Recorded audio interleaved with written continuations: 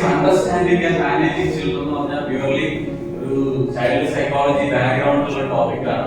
ഇത് പറയാൻ അത്യാവശ്യം സമയം വേണം. പക്ഷെ എന്താ, എനിക്ക് അംഗീകരിച്ച് തന്നിട്ടുള്ള സമയം എന്ന് പറയാൻ എത്ര മണിക്കൂറാണ്? 1.5 മണിക്കൂർ. ഇന്നത്തെ കുട്ടികളെ സംബന്ധിച്ച് കേൾക്കുന്ന വാർത്തകളൊന്നും അത്ര എന്തെല്ലാം ശുഭകരമല്ല അല്ലെ?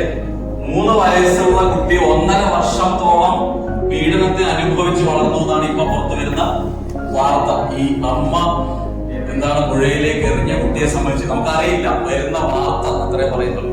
ഇതൊക്കെ യാഥാർത്ഥ്യമാണോ എന്ന് പറയേണ്ടത് അന്വേഷണത്തിന് ശേഷമാണ്. പാർഷ്യാലിറ്റി, ഡിസ്ക്രിമിനേഷൻ ഇൻ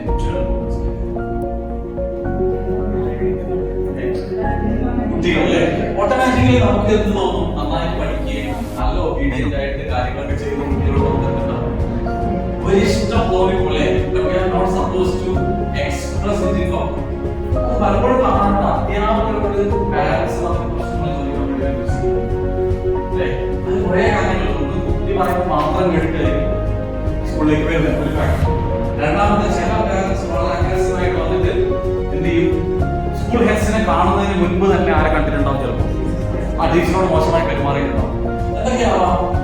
ശാരീരികമോ വൈദ്യശാസ്ത്രപരമോ ആയ പ്രശ്നങ്ങൾക്കാവാം. മെഡിക്കൽ ഇഷ്യൂസ്, സൈക്കോളജിക്കൽ പ്രോബ്ലംസ് ആയി മനഃശാസ്ത്ര പ്രശ്നങ്ങൾ, സൈക്കോ എഡ്യൂക്കേഷണൽ പ്രോബ്ലംസ്, വിദ്യാഭ്യാസ മനഃശാസ്ത്ര പ്രശ്നങ്ങൾ. അക്ഷര അന്തർലത്തിക്കുണ്ടാവും. ആലോചിച്ചോളൂ നിങ്ങൾ അല്ലേ? അപ്പൊ കുട്ടികൾ ടീച്ചർ വേറെ തന്നെ പറഞ്ഞു. ഇതൊക്കെ ഞങ്ങൾ കുറെ കണ്ടത് ആരെ പറഞ്ഞിട്ടുള്ളത് കുട്ടിക്ക് മനസ്സിലാക്കും.